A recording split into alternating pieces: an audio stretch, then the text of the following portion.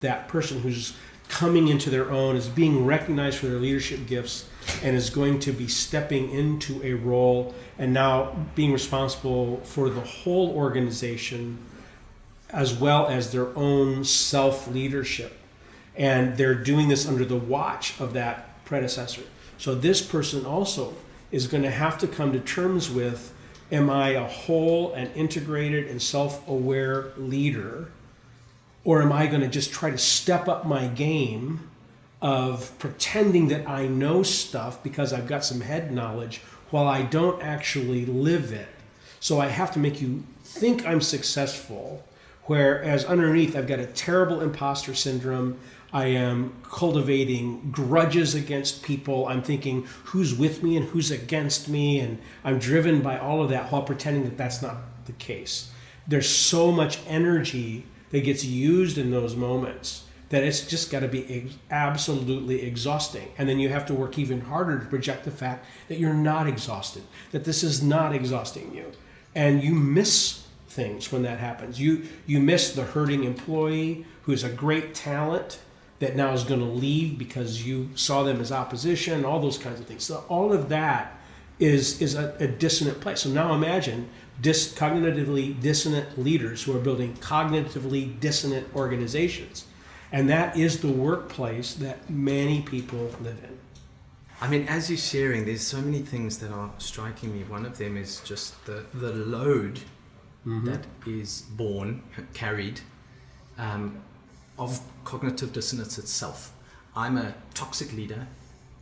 Pretending not to be. I have anger, frustration, resentment, but I'm trying to motivate people towards something. Or I have a hidden agenda and I actually don't want you to succeed because I feel threatened by you being more successful than I am. Right. Or I don't want to, you mentioned opening the books, I don't want to open something up because what will they think of me? Yes. There is a load that needs to be carried just purely by holding that dissonance. As there was for me, and knowing I'm getting up every day and I'm preaching one thing and I'm living a different thing. Right. I'm preaching, in your example, I'm preaching that I want to hand over the reins of this organization to this person, but I actually know that I want to still maintain control. Yeah.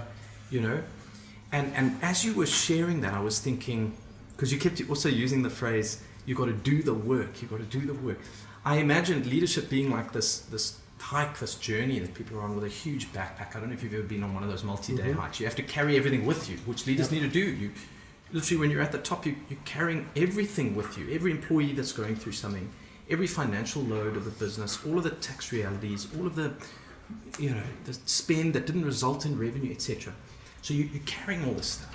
And actually, if you want to lighten some of that load of the kind of psychological aspects of this cognitive dissonance we're talking about now, it actually requires work. Like on a hike, it's hard to take off a heavy backpack and put it down, and now you've got momentum. You want to sometimes just keep going and don't worry, I'll take this thing out later. But sometimes you need to unpack that thing and reconfigure things and leave some things on the roadside, that maybe for some leaders, especially the ones you work with, maybe you've been carrying some of that for decades. Some, yes.